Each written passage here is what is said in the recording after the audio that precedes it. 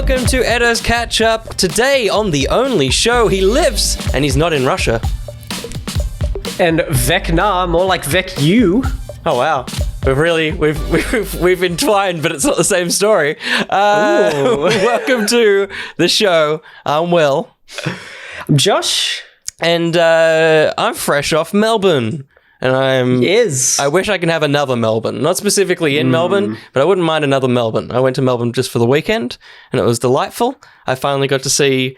I saw that place that you're in currently prior to it looking like that, but I finally got to see how you've decked it out. And it makes me want to move out more. It makes me want to have a canvas. Because I saw the pre and the after, it's made me go, oh, that's the thing I like doing, and now I want to do that. Yes, yeah. You like looking at that room and all your like constant figurine setup and stuff. It's like, imagine if you had a house. Just a blank canvas. To just do that with. Scary. For sure. But it's a good place. It's a good place. Good home. Yeah. Love it. It's it's just comfortable. It's so comfortable. Super cozy. Great. Not only too small cozy. It's like it's genuinely cozy. Yeah. It's not a real estate jargon for small. Yeah. It's like it's decent sized. It's proper cozy. Pretty good. Yeah. Proper cozy. And while I was down there, my one funny catch up thing, which is a weird one because we're not catching up because we were both present, is we on Saturday night went out for most of the day, but in the evening we went to one of the bars along South Bank, and we had just a couple of drinks, and then we decided to order dessert, but we also ordered cocktails, and we ordered the same cocktails.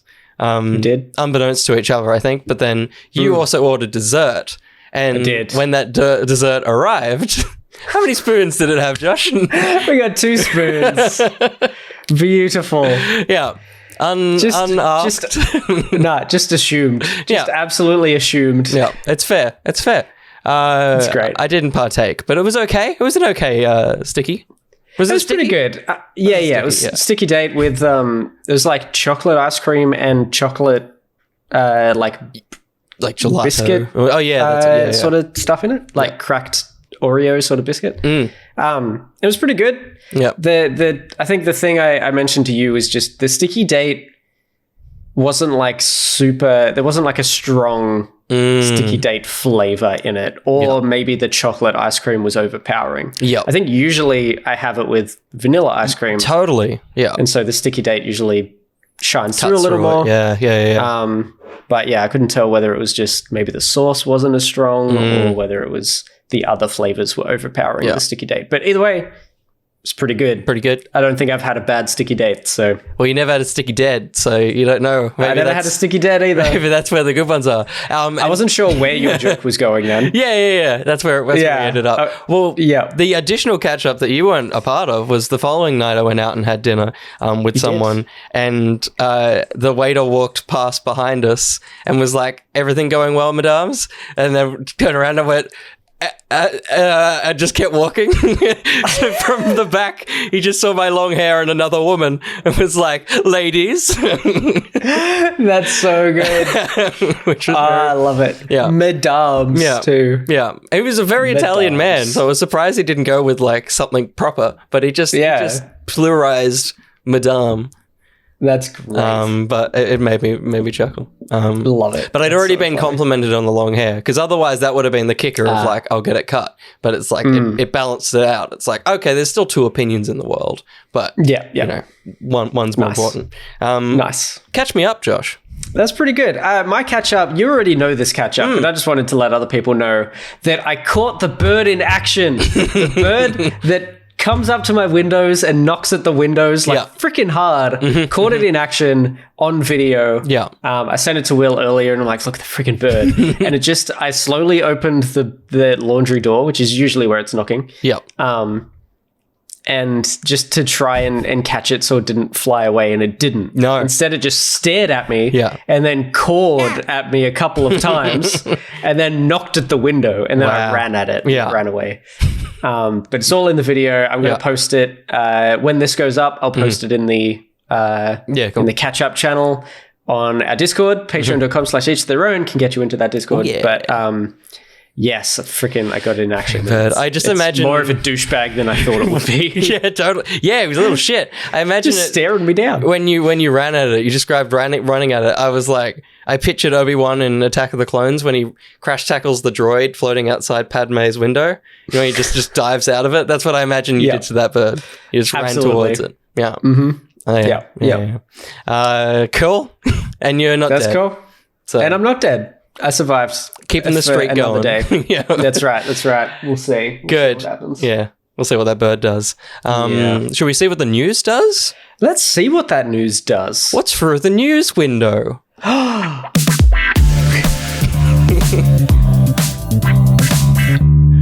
want to kick us off? I'm going to kick us off with people kicking out some spoilers for the new Pokemon Scarlet and Violet game. There have been leaks all over the place with this game. Nintendo have been desperately trying to put out those fires, but none have quite been as hefty as one particular streamer. Interesting. There is a user of Trovo. Have you ever heard of Trovo? I have not. Neither have I. Okay. It is Tencent's weird alternative to Twitch. Yeah. Right. Yeah. So it's the live stream. I've never heard of it from Tencent. Wow. Yeah, I jumped on purely to look at this person's account. Yep. I don't think I should say the name of the person's account because it's quite inappropriate. Interesting. Yeah. Okay. That's fair. Yeah. So far as I jumped on their page, they have streamed the entire game. Wow. Start to finish. The game doesn't come out for, I think, 2 days from time of recording. Yeah. Yeah. So by the time this is out, it's probably out. Or maybe it's tomorrow. Is it tomorrow or Friday? I can't remember. I feel like Nintendo's mostly Fridays. Yeah. Yeah. Yeah. Yeah. So they've streamed the entire game. There's been leaks and stuff of, the game has been out. There's been leaks for about a week. Yeah, right. A week prior to this. I think it's gone up digitally and people have found it, or the physical copies have gone out and maybe people have gotten them early or something. I think something like that has happened. But yeah, the assumption is that Trovo was used because Nintendo has contacts at Twitch to get that account banned very quickly. Clever. Trovo, no one knows what it is. So they don't have contacts. Like, not as easy to find. Yeah. And they don't have contacts to be able to shut them down as quick. Yeah. Yeah. Which is pretty crazy. So yeah, obviously in this case, the entire game has been leaked. So that also means that previously unannounced and unreleased like Pokemon and characters, all of them have been spoiled by this leak. So that's going out. Like, it's just everything, the entire thing. Just a couple of little extra things on this. I don't have much more on it, but it's just interesting. Some pretty big bugs occurred on the stream. Yep. Which perhaps doesn't bode totally well, but this is still pre-release. Yeah. So every location on the map at one stage just became like a white screen. Cool. But quitting and reloading the game seemed to just fix that issue. Yeah. Nintendo has made it known previously to this, unrelated to the leak, that there is a 1 gigabyte day one patch. Cool. Which seems small. Maybe it'll fix this issue. Maybe it'll fix all the issues that popped up on stream. Yeah. But I have a little penis dev exclusive. Thank you. Yeah. Thank you. Don't tell them. Okay. Special podcast exclusive as a dev. Information about patches just in general. Nintendo only actually allow about 500 megabyte patches on Switch. Wow. Maximum. Yeah. So they've given Pokemon like a bit of a special treatment here. Because it's nearly double the usual like maximum patch size. Yeah. So maybe which is just interesting. It must be a little extra. It must be pretty major for it. Must be. So hopefully that does actually fix the problem. Otherwise, that once again doesn't particularly bode well. If they're patching out that big. I don't remember Arceus coming out with any bugs, but yeah, I guess especially because they're just basically it's the same game. So hopefully there's not not too many things go wrong with it. But yeah, for sure. We'll see. Yeah. You won't. That's that. You won't see. I won't. Not for a while. Not for a bit. But a man that we see more and more often, and it's something that I've wanted for this man for a long time, is David Harbour. That's the man that's not in Russia. And he's spoken about some things. That's genuinely what it is. It's a culmination of things. It literally says David Harbour speaks, and then I've got some things. Great. Because there are two projects we haven't really talked about. The first one being Gran Turismo, the film that is coming out. Obviously, this is the film based on the true story of one of the GT Academy people. It's not a film based inside the world of Gran Turismo. Oh, yeah. It's a film about the game. Basically, yeah. So it's not actually based in the game. It's not an adaptation of Gran Turismo. It's an adaptation of a real world event that Gran Turismo spawned, which is cool, right? That's cool. Yeah. It also it'll get away with everything because you can't point to anything. It's just going to be a good movie now. Yeah. It doesn't have to do anything. It's just a car movie. Yeah, which is sick. But it's a sim movie, which is like no one's tried that before because that sounds boring. But maybe it'll be great. Okay. Yeah. So, and it's by Neil Blomkamp, who does great movies as well. I forgot to get the list, but you know who he is. And this is a quote from David Harbour. Neil is so cool and such a good director. It's like a 5-year-old talking. But at the same time, cool. he's such a lovely man that it does feel like he does talk like a kid sometimes. Neil is so cool and such a good director that's really been a joy to work with on this movie. And this movie's going to be, talk about what not what you expect. Compared to, I think we just listed why it's not what you expect. With him at the helm, there's a visceralness to this movie, to this video game world that is so cool. And I can't wait for you to see this movie. Yeah, sim racing, man. Who knew? Those guys are incredible. Just a nice little quote on a project that hopefully will be cool. There's not really any other big names. David Harbour's kind of the biggest name on it. The young actor that's playing, I think, either his son or the kid he's coaching is in some Netflix stuff, as most young actors are nowadays. So that's exciting. Every time I remember that it's not like Gran Turismo the movie, it gets me more excited for it.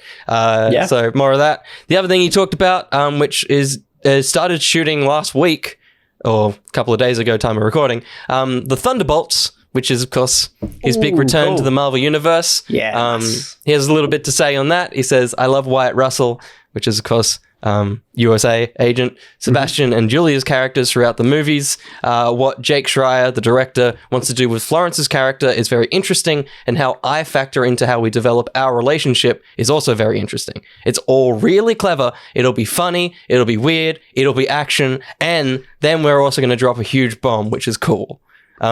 I think the way he phrased that was like a big bomb into the MCU, not there's a bomb in the movie. They're not just going to drop a bomb. So. Yeah.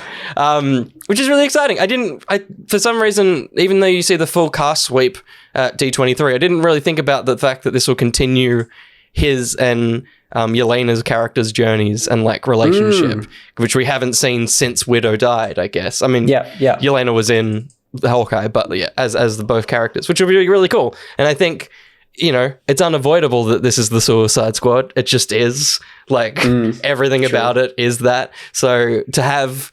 But the beauty of this is that it's got these characters that are going to continue relationships, so it'll feel unique in that there's a lot of established things that'll be happening. Harrison Ford will probably be big and red. So that'll be cool. That'll be weird.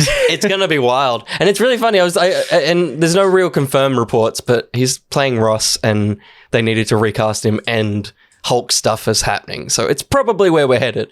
But like, surely he'll get roided up within like half an hour of his next appearance and then he never has to be on set again.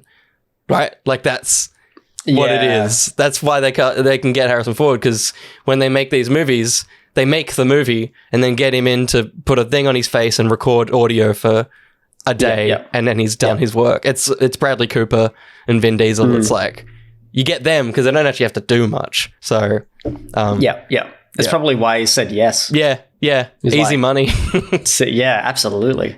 Which is not to do anything, and everyone will be stoked that he's there. Freaking Harrison Ford. And I almost wonder if they'll pull a James Earl Jones deal and like get his voice so that even when he dies, the character of Thunderbolt Ross can still be in movies, which is feels a little bit different because it's like I mean, James Earl Jones, the same situation, I guess, but doing it is eerie as fuck. But I'm sure it's a consideration. Yes. But yeah. So yeah, David Harbour speaks. For sure. There you go. Two cool projects. Cool. Yeah. Just super quick. I jumped on to look up Neil Blomkamp because I've heard of him. I just couldn't think of what he had been part of. District 9, Elysium, Chappie. Yeah. And looking into that, there's also Alien 5. He seemed to be part of that. Yeah, right. But another one that popped up at the end that has no picture. District 10, only a couple of months ago. Yeah, right. August. Yeah. There was an update saying that District 10 is coming out, the sequel to District 9. Cool. All right. Which is cool, because I really like District 10. You like 9? Oh, spoilers. Josh has seen it, and he streamed it on 10 Cents Twitch. I did. That was sick. It was totally unique in its style, and unfortunately it didn't translate to Chappie because that thing was like, it was weird. It tried to be the same kind of vibes, but totally like, for sure. If he's got the comedy chops to pull that style plus comedy into Thunderbolts, it'll be pretty cool. It'll be unique as well. Yes, be sick. Yes, good researching, Josh. Thank you. And David Harbour segue into a Stranger Things announcement. Netflix has announced a Stranger Things VR game. I'll also put a thing just at the top. This goes at the other end of the story. There's Stranger Things Season 4 spoilers that we're about to talk about. Oh, yeah, nice. Just in case anyone, Joshy, I know you haven't watched it yet. There is a few. And then another voice on top of this voice is going to say the time code to kind of scrub to. Skip to 21 minutes and 21 seconds. That's, wow. Huh. Nice. Cool. Thank you, Future Past Will. Thank you. A new game that will let fans of the show play as Vecna. Oh, cool. I hadn't clicked on any of this, so this is all news to me. There you go. So that's the Vecna, no Vec you, because you're Vecna. Hey. So Tender Claws is the studio working on it. I thought that was their cute name for Vecna. Tender Claws. Tender Claws. They're the developers of a game which I've never heard of, but now instantly want to play purely because of the name. Wide Ocean Big Jacket. Cool. It kind of looked like an interactive story or something. Cute. Not too much in there, but they've promised that the game will provide some more information and backstory about Vecna, which sounds pretty cool, pretty interesting. The official announcement from Netflix and Tender Claws says, Stranger Things VR will allow fans to experience the world of Stranger Things from the never-before-seen perspective of Vecna as he explores unknown realities, forms the hive mind, and enacts his plan for revenge against Eleven and Hawkins. Wow. It sounds cool, hey? Yeah. Players will invade the dreams and memories of fan-favorite characters and harness telekinetic powers to battle humans and creatures alike, as Henry Creel's transformation into Vecna and his influence on the events of prior seasons is revealed. Cool. How sick does that sound? That's very cool. And it was announced on Stranger Things Day, so it's not like a cash grab tie-in. It's like, play this, motherfucker. Yeah, like it seems like it's like, you know, it's fully official. Yeah. Like it's Netflix kind of commissioned and stuff, which is totally sick. They've said that it won't be out until winter 2023. This was from Kotaku Australia's website, but I don't know whether they just grabbed that and put it in and it's our winter, like it'll be out in 6 months. Yeah. Or whether it's theirs, their winter, so it won't be until it'll be a year or so. Yeah. Yep. But yeah. just quickly, because Dolphin Pants sent another thing to me, VR related.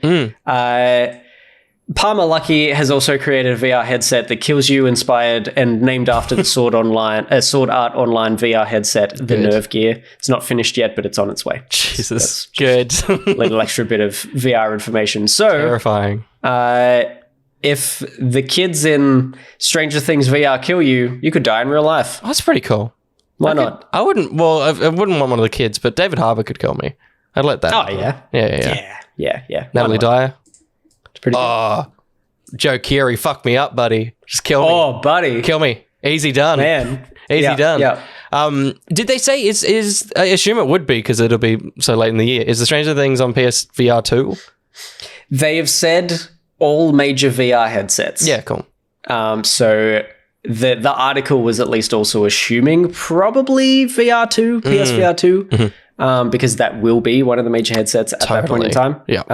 But no specific words on which ones. Yeah, cool. Yet. So I assume just your main ones. The main ones. Because I want to... Your indexes and your Oculuses. The PSVR 2 has the like adaptive and rumbles. It's like, imagine if you're just standing still and it feels like things are squirming in your hands. Oh, like you just feel like Vecna at all times. Yeah. Just the weird like viney vein things just moving around. Red Dead Redemption has a bunch of news, but not like exciting news. There was just a bunch of different things that I found interesting that were Red Dead related. The first one is just a delightful story. This is a very much, Madame's, would be a story that I feel like you would grab a lot of the time, Josh. It's a nice story from a gamer helping another gamer. Nice. It comes to us from Game Rant, but the Reddit user Zone_the_director. It's very weird to say underscores. The name is actually just underscores. He doesn't have the word underscore twice. Because I don't think that Reddit could allow for that. They were wandering the Great Plains of Red Dead Online when they spotted another player on his horse chasing a pronghorn and trying to lasso it, only to crash into a rock, go flying off his horse, and skid down in front of them. They then saw the player was only level 21. Only is interesting. Wait till you find out how high a level Zone the director is. Okay. So this guy failed at catching something, fell over. He's noticed he's only a low level. Zone messaged him to see if he needed any help. Then since the other player seemed to not know how to accept a group invite, Zone initially assumed it was just a kid, only to discover it was a 55-year-old guy that was just jumping into the game for the first time.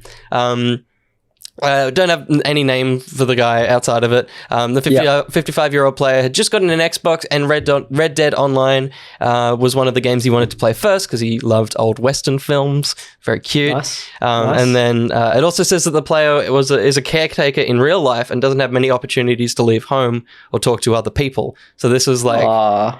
He wanted to enjoy a game online. And it's so cool. And this would probably have been his first meeting with another player, apart from people that probably shot him, because Red Dead Online is kind of just that. Zone, being a level 340 player.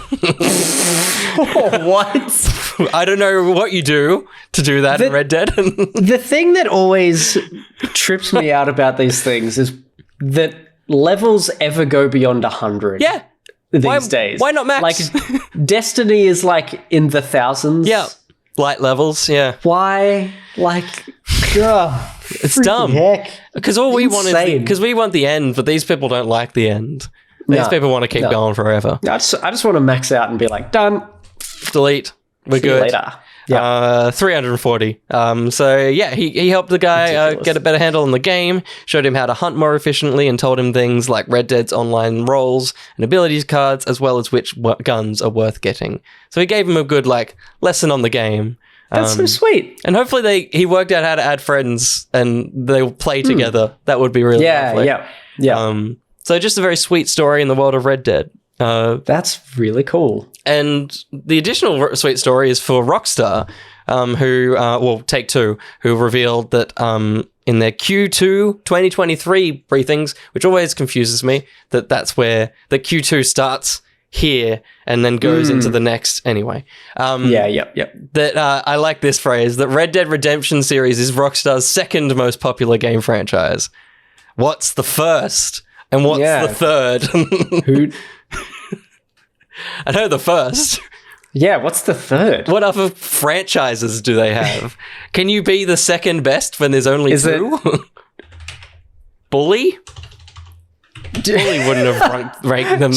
Imagine if it was Bully. Bully, that one video game.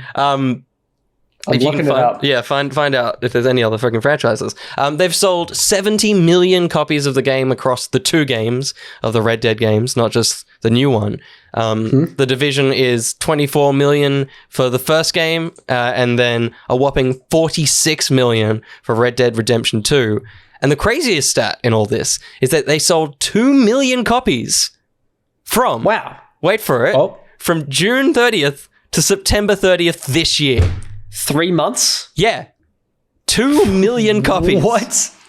Of Red Dead? Yeah. A game that's probably on services. I don't know how that happened, but... that's like, what was it? Was it GTA that was, or Minecraft? It's always one of them. Yeah. It was always at the top. Every single month. Yeah. Every week. Who's buying it again? Who doesn't have those games yet? I don't know. That's nuts. Did you find any other franchises? Max Payne? Oh, yeah. That'd be 3. Surely that'd be 3.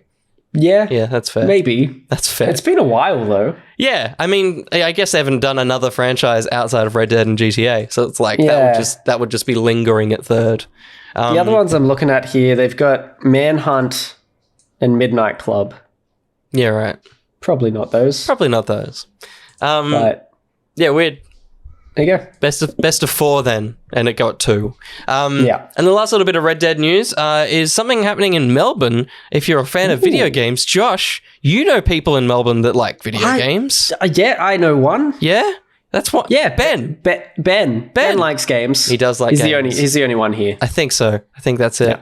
Yeah. Out of Bounds, Exploring the Limits of Video Games is a new exhibition coming to Acme, which will be showcasing the creative exploration of 4 Melbourne-based game developers and artists as they break beyond the boundaries of Rockstar Games' hit action-adventure title, Red Dead Redemption 2. See? Or Red Dead. And more specifically, its online component, Red Dead Online.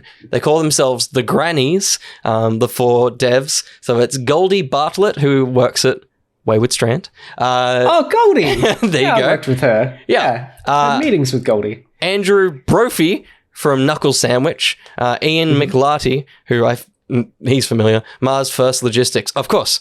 Oh, God, I want to play that. That looks so good. And Red Desert Render. That's hard to say. And then the last one is Kalanoki. Oh, God, I'm sorry. I'm going to try and say it the best I can. Kalanika Quigley. Yeah. Yeah, nice. Let's go with that. Yeah, who worked on Untitled Goose Game and Mars First Logistics as well. Cool. So fairly, top tier indie devs in Melbourne. The idea of it is that there will be a video that is being played that's narrated by the grannies of all the things they found out in Red Dead. This film has actually been at a few different places before Melbourne, which is weird. It was originally a gallery installation in 2021's International Documentary Film Festival in Amsterdam, the London Short Film Festival, and the Milan Machinima Festival. And then finally it's in Melbourne. I don't know why they didn't launch it in Melbourne, but sure, guys. Yeah. Jeez. And it's not just the video. There's also Ian McLarty also has an accompanying exhibit, which is an original experimental playable game, which is the Red Desert Render, which the idea is that it seeks to recreate the feeling of curiosity and community that the grannies felt when they were playing Red Dead Online. And whilst it's there, you can also look it up and it's free to download. If you just look up the game, it's on a website.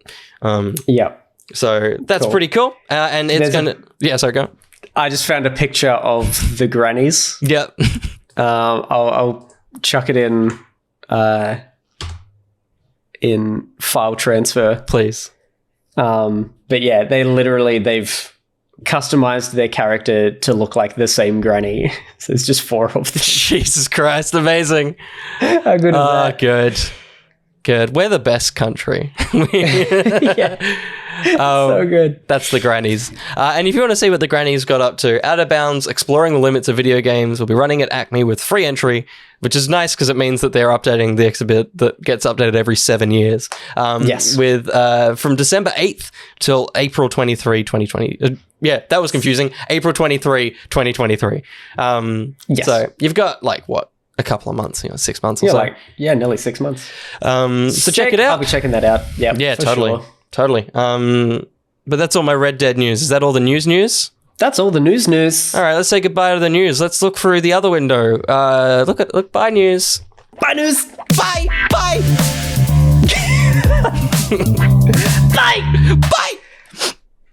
It's the best video on the internet this year. Did you see? There's a woman that looks like that kid, and she's on a boat, and she does the whole bit, and it looks like she's about to jump off the boat the whole time.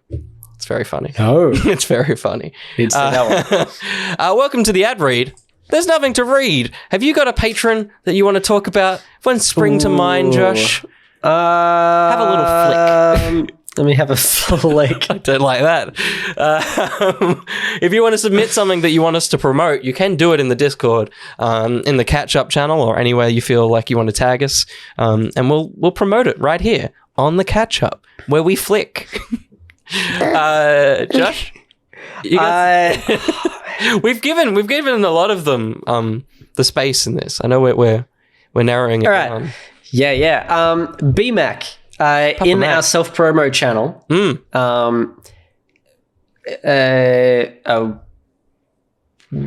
2 weeks ago, posted his review of exploring Melbourne. Yeah, cool.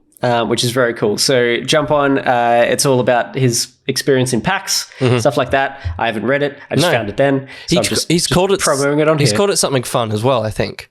Like, because they're usually reviews. He's got like a name for it. Explore it? Yeah, explore it. Yeah, that's Explore it. Yeah. That's fun. I wonder if he made a map of Melbourne. Everywhere he went. That would be cool. He should do that. BMAC does like maps. Do it, BMAC. And we like BMAC. So check out BMAC on the socials, TLDR reviews on most places, but also Papa Max across the Twitters and stuff as well. TLDRmoviereviews.com. There it is. Where you can find it. Find the Mac. And we're going to find the queue in a little, what's through the queue window?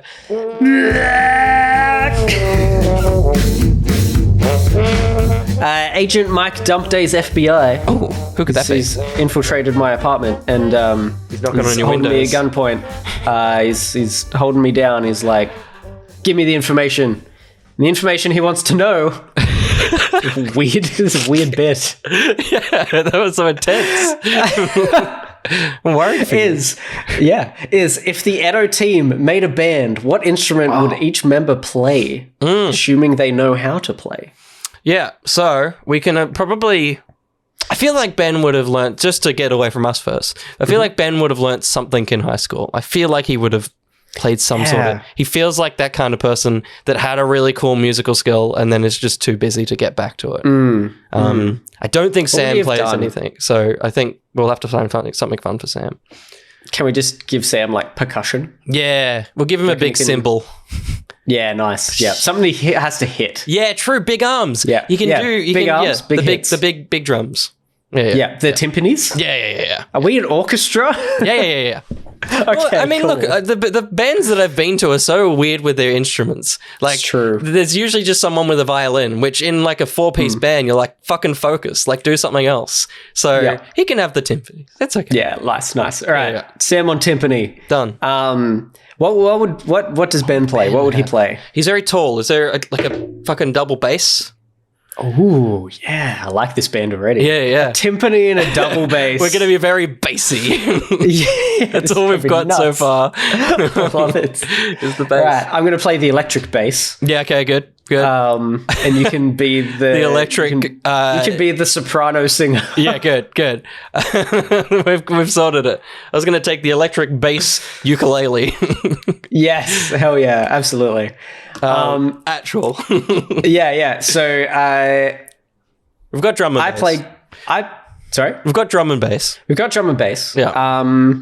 I play a few things. You play guitar.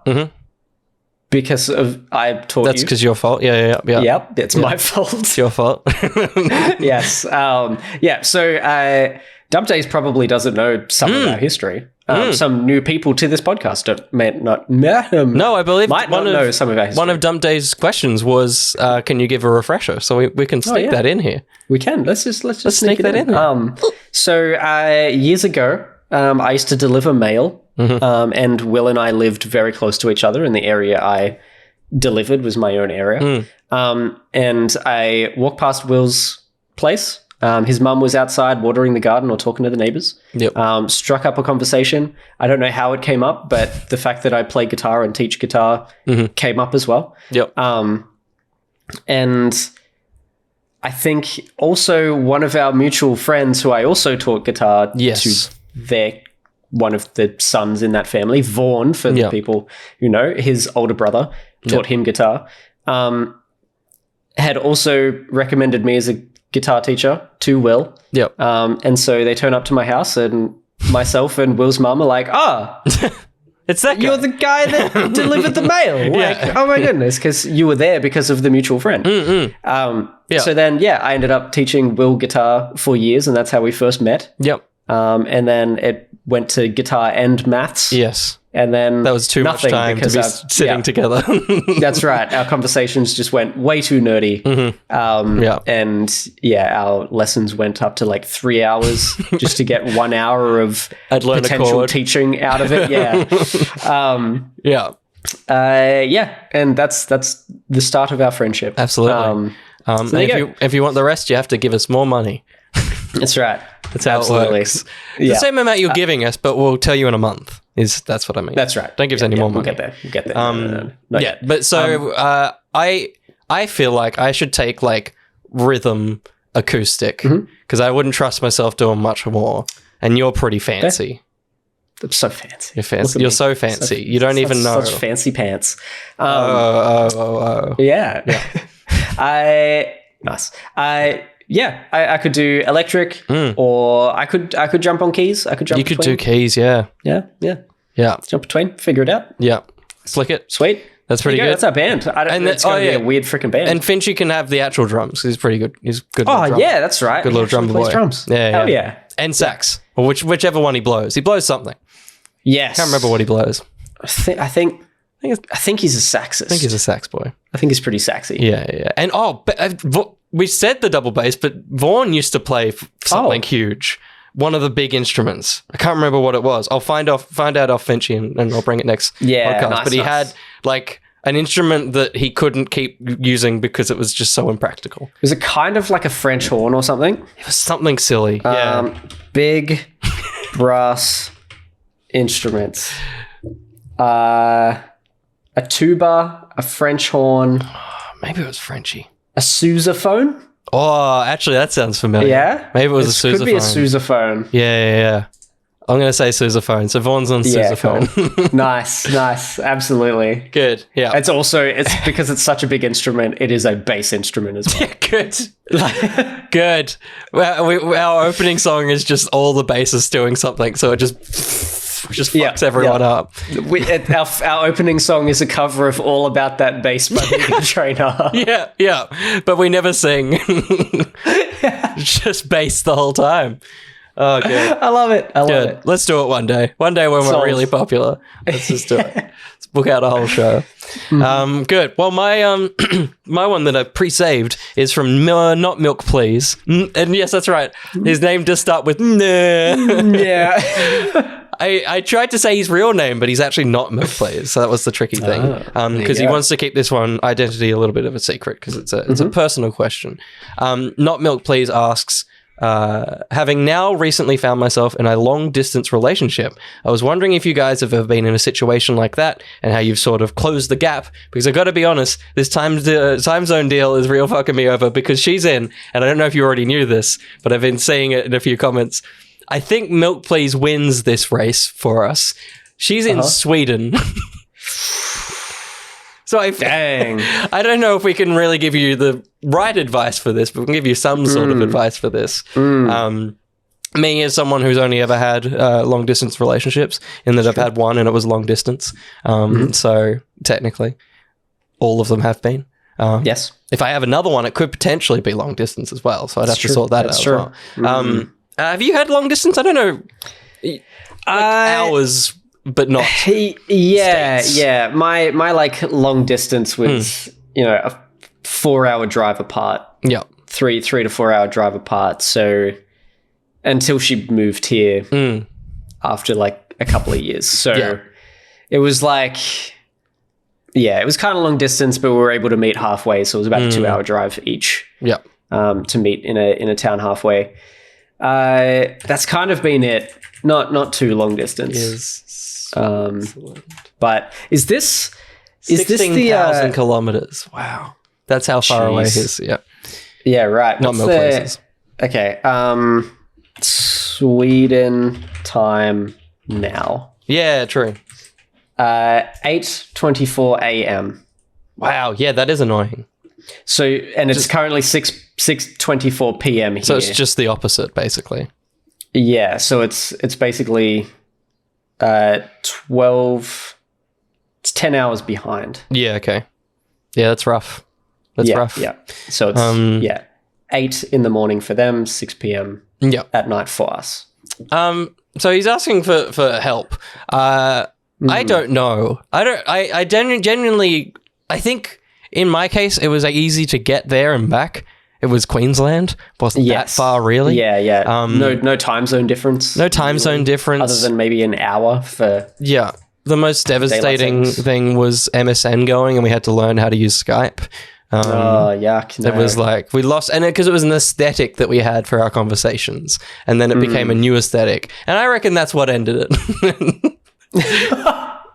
The end of MSN is what killed my relationship because the aesthetic was off. Amazing. That's so good. Oh man, that's the first ETTO band song is written about that. The aesthetic is off.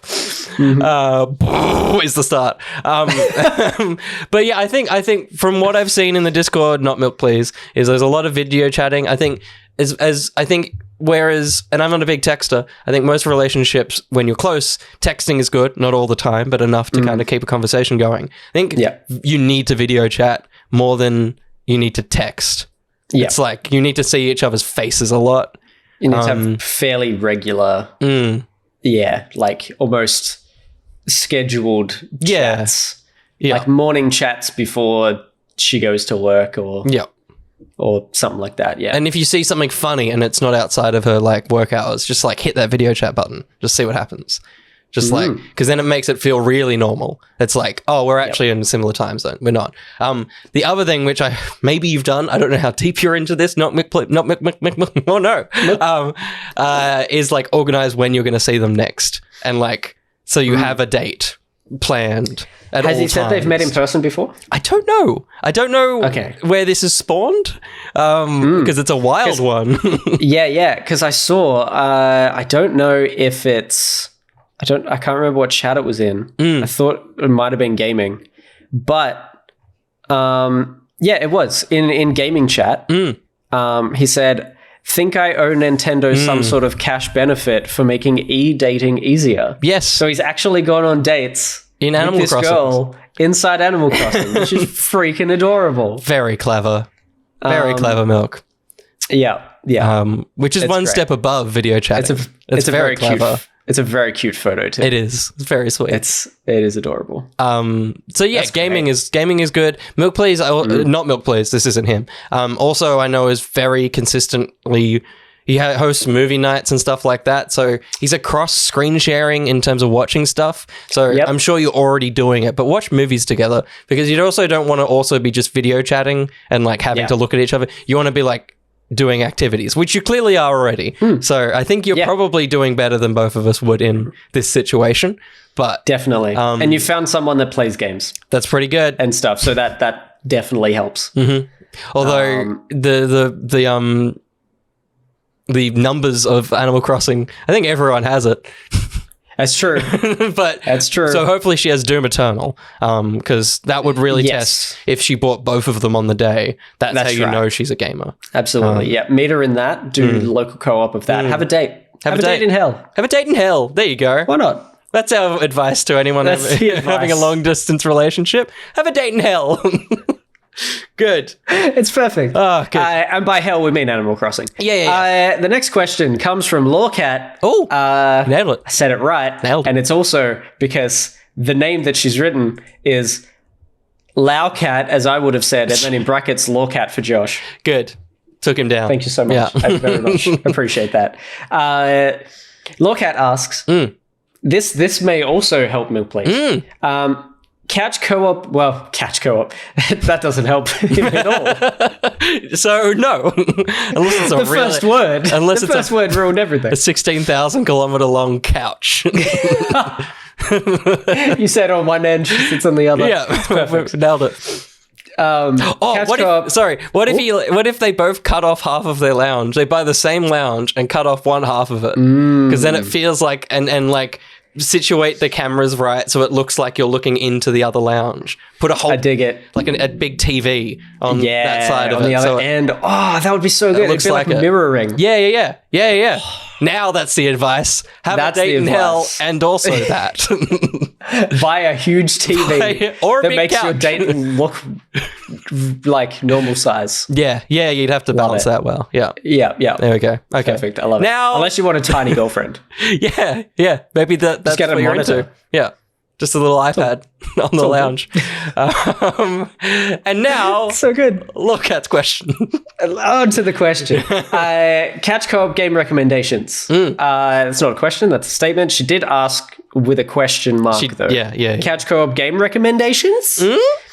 They're not really a thing anymore, but my husband and I love playing games together on the couch. Last one we played was The Quarry. I didn't really think The Quarry had couch co-op. Yeah, The Quarry was odd because some of those games, basically, two people can play it, and you have to because there's a bunch of different stories that springboard out. So I guess you basically take a character's journey. So you're both seeing it happen, but you are making the choices for those characters, and then it kind of collides into the main story. Sure. But yeah, totally. It does seem weird that those sorts of games. Because they're usually linear. Just decisions. Yeah, you're watching a movie. Yeah. Cool. So there is one that has been our favorite from last year. Last year? Yes. Yeah. Last year. Yeah. Which was, of course, Operation Tango. That's the one. Yeah. Are you tangoing? That's for tango. Yeah, nice. Or I'm making two people happy at once. Damn it. Audio listeners, find the video. Yeah, and that's what Operation Tango did for us. It made us both happy. It made us both happy. True. Thank you, Operation Tango. Yeah. That's a lie. Yeah, it's just a great game. I think it's on everything, isn't it? Yeah. Because we got it for free on PS Plus. Yeah.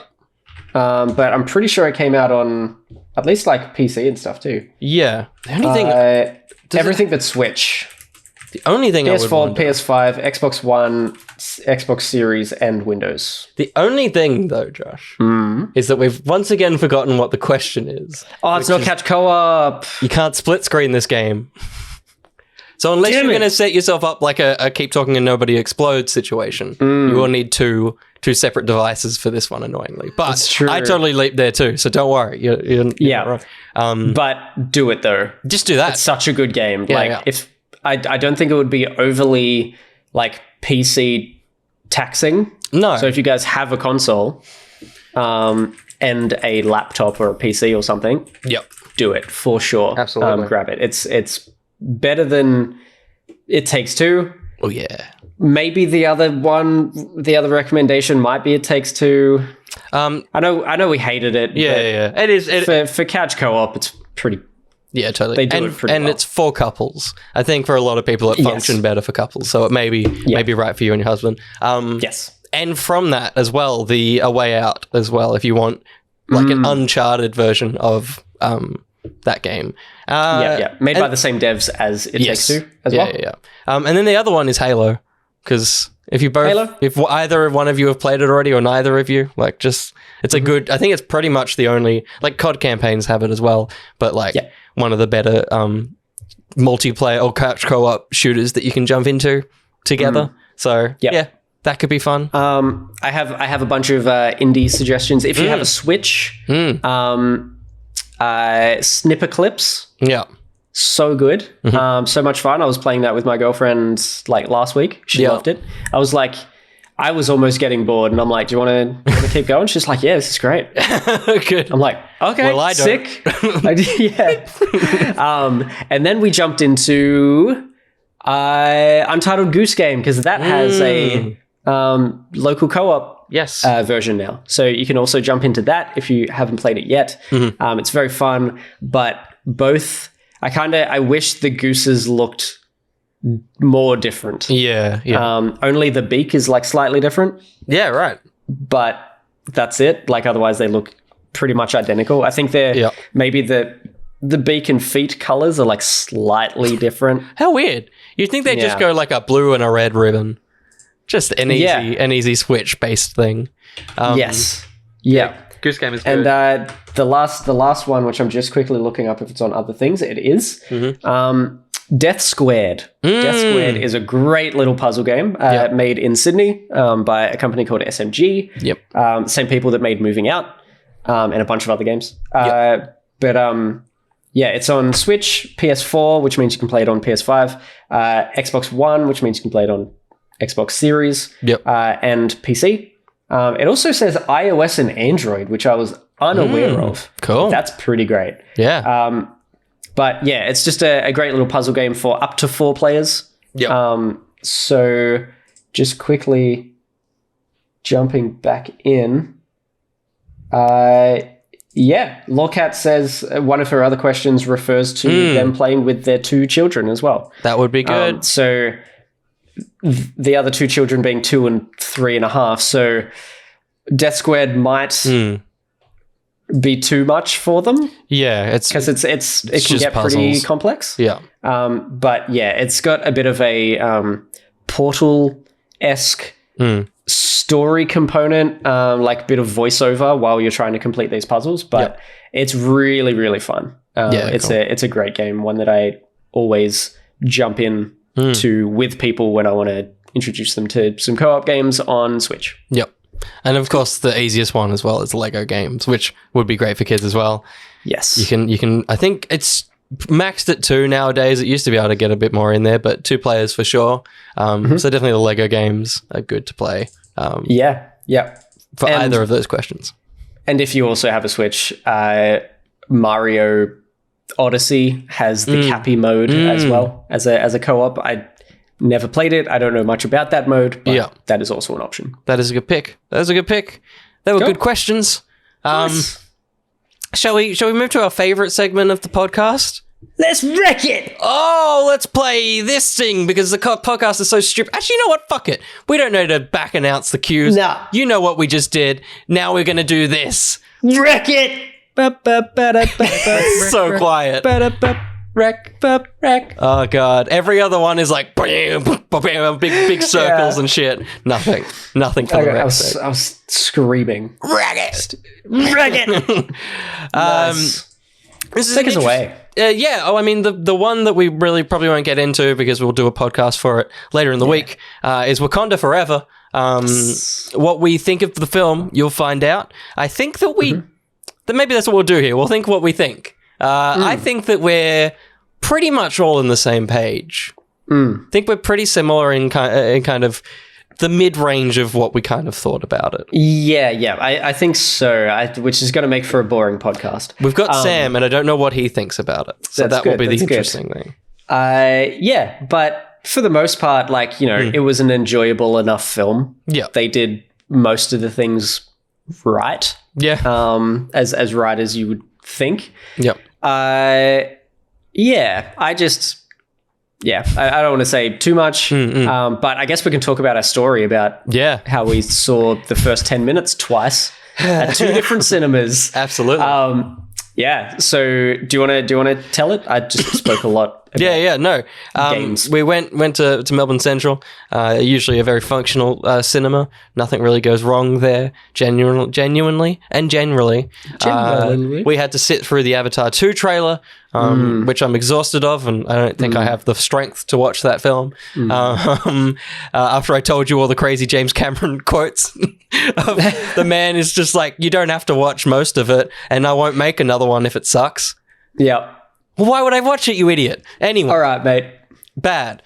We enjoyed... enjoyed is a very weird word for the first 10 minutes of the film, but it came to a point where it felt like the plot was about to kick off for the main movie, and then the lights all went out, and the backup power went on, and we found out that the entirety of just the Hoyts sounded like power. just Hoyts. Yeah, the rest of the shopping centre seemed to be working perfectly fine. That's right. Yeah, because of course we had to leave, and everything was on. Just Hoyts lost power. We waited for a bit. We probably shouldn't have, because we were all like, it's not coming back on. Yeah. We were too optimistic for no reason for people that knew it wasn't coming back. Yeah. But eventually we left, and we thought we wouldn't have time to make it to the Kino? Was it called the Kino? Yeah. I think it's the Kino. Also in Melbourne City. But Josh, being the mathematician that he is, realised we'd already seen the first 10 minutes. So we actually had an extra 10 minutes to get there, which gave us like half an hour. So we were totally fine. We didn't miss anything. Walk to kind of the other side of the city. Yeah. We got in while the ads were still playing. I only missed some of it because I peed, but I still got back in time. But we didn't miss a single frame, so we got to watch the opening of the film twice. And Ben leant over to me and said, because no spoilers for the opening of the film, it does a thing that feels like it'll only work once, and ironically we got to see it twice, and Ben leaned over to me and went, yeah, it doesn't work a second time. And it's like, in what world do we get to prove the point before we'd even watch the rest of the movie? But I'm sure we'll talk about that very soon in our full breakdown. But yeah, I think good movie all round, but I think, I don't know, a little clumsy in some places, but... a little bit, yeah. It's a movie I think we all kind of said we're probably not going to be jumping back into it anytime soon. Yeah, totally. Yeah. We've seen it did its job. Yeah, it seems like most of Phase 4. Yeah, but it's fair. I don't really boot up Thor 1, so that's true. It's Phase 1 once again. But that's all I've watched. Did you watch anything else in the... I didn't watch anything else either. Cool. It's been a buszy week. So you want to talk about your one game and I'll talk about my one game? I have two, kind of. As Will was very clearly alluding to, I have one game that I've been playing, and of course it is Fortnite. I've been playing that over the last couple of days. No, Fortnite, Will. Of course it's Fortnite. That's on my slurp juice. Oh, yeah, right. Juice in nice, the face. Nice. Yeah, that's great. what it is. So I've been playing. I've got like 2 weeks left or something to get Spider-Gwen. Where are you up to? I think I've gotten 20 levels in the last 2 days. That's pretty good. It's not bad. Yeah. Just been jumping in after work every day to get into that, which has been good. Do you know the unmasked one, where that sits? Because even I'm not up to that yet. The which? Because you get the one with the mask on for Gwen, but the unmasked one is in the extras, and you have to, and each one of them is 25 stars, and you have to get all of them to unlock her one. Nah, it's never going to happen. I'm not even going to get there, and I'm up to it. Ridiculous. No, dumb. Cannot be bothered. No. Cool. Been playing that. But of course, I've been playing God of War Ragnarok. I got a very solid session last night, which is lovely. We'll stop throwing slurp juice. It's a different game now. Better, much better. It's called slurp juice. That was his 2 swords. Yeah. But he's trying to get him out of his back. Yeah. They're getting... That's it. We're talking 100%. About that. I got finally a solid 4 or 5 hour session of playing last night, which was great. Yeah. Because it's been busy. You've been here. Yeah. I don't live there. No. It's been good. I think this weekend I'll get another good solid session, and then hopefully later tonight after the thing that I do.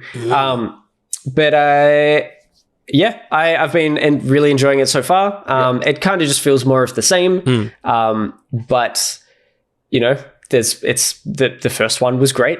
So more of the same is good. Does it feel finally? Like, does it feel like it's ramping up to end a story? Not yet. I'm definitely still very early on. I just did a side mission though. I would love to talk about it, but I don't know if I can yet. But I don't know if this is the one. So I listened to a podcast last week about it. And the guy basically said there was a side mission that he did, and it's told a story that is different to anything that he's really experienced in a game before. I don't know if that's the one that I just did, but it was really interesting. The way it ended felt unfinished in a way, like the story completeness of it felt unfinished in a way that was intentional. It's painful. It's a really interesting story to tell, like in, you know, an hour or an hour and a half of a side mission.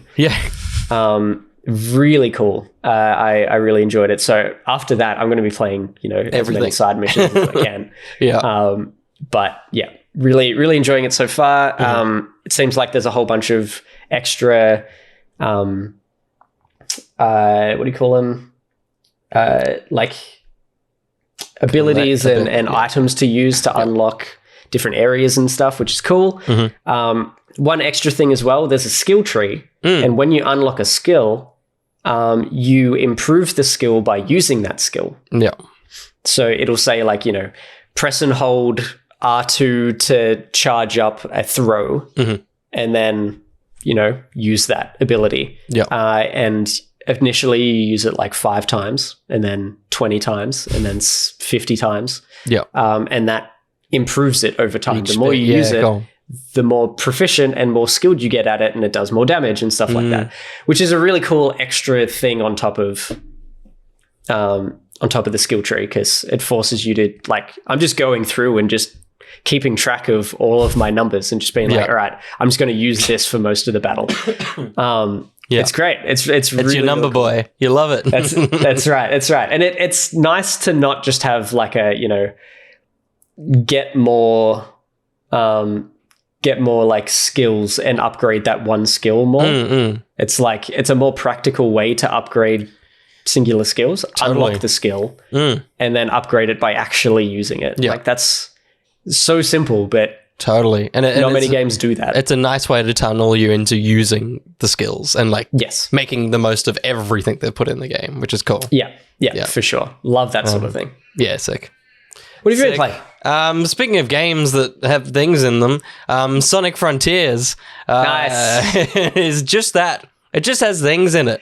Things. It's a game that is, like, bizarrely loved. It's currently I think it's a percentage higher at the time of the last time I looked at it, a percentage higher than Elden Ring. Elden Ring was 87%. I think it was at 88%. On, like, Metacritic. What the heck? Just because it's such a strange thing. For me, I really like Connor. I just grew up with, like, the normal Sonic. I grew up with Sonic Advanced, which was kind of Sonic Mania before Sonic Mania happened. It was like a best of a lot of the Sonic stuff and some new stuff. So that's what I grew up on. I enjoyed Sonic 06 and Sonic Generations when they kind of pushed it down the 3D lens of what if it was still the same kind of course, but you were looking at the back of him, which was a cool idea, and I quite liked it. This game leans hard into Sonic Adventures, which were most of the time open world things.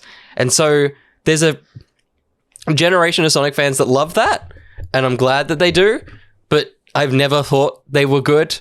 And this being entirely that is so exhausting. It's a massive open world that doesn't have design to it. It looks, as everyone said from launch, it looks like Death Stranding in terms of just a muddy, grassy knoll of a landscape. And then the things that are there aren't like integrated. It's just like you'll be running and then a monster will spawn and you're like, okay, I'll hit that, and then it's dead, and then it's like it never existed. It's not like there's no zones to it. The funniest thing is when you like unlock bits of the map, it just unlocks random tiles.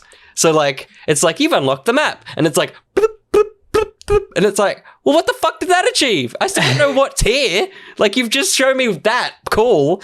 It's everything about it is so bizarre. The best parts are the memory levels, I think they're called, which are basically like Sonic 06, Sonic Generation things of 3D Sonic levels. So they're time trials, basically. And they're great because when you go to them, it looks like Green Hill, or it looks like the casino level, and it's got the stylings designed. Yeah, and they're great, and they got great music because they're utilizing the music of those kind of levels. Because when you're in the main world, it's just Breath of the Wild, and you're just like fucking running around, and every now and then it's like, and it's like, the fuck, man? Like, that's weird. I'm running at 1,000 miles an hour. It works when Link's like hobbling around a world, but it's I'm blasting through a thing and there's no music. It's just silent. Oh, fuck. It's such a weird game, but I'm enjoying it enough because it's like, it's so nothing that it's fun to just run to a thing and hit it, or it's fun to do enough to get into a memory level. It's not a good game. And, like, it won't be on my list of anything, but it's like... Well, it might be. It might, yeah, there's so few. Depending on, there's not many games. I get why people that like it, because I like it enough to like it. So if they like the things that they like, they're going to love this. You know what I mean? Like, I'm not in for these things, but there's enough here for me to enjoy it. But I know the things that I'm, like, mildly enjoying are perfect for the people that want them. So I get the love. It's not a great game. I'm also playing it on Switch compared to modern consoles. On Switch, it looks like garbage. To the extent of like when I showed you Lego Star Wars on every console and then the Switch, it kind of is that. It's like even uglier, which is already an impossibility. So I can't recommend it. Go play God of War. There's 2 games that came out. Go play God of War. Or wait 2 weeks and play as Bucky in Avengers.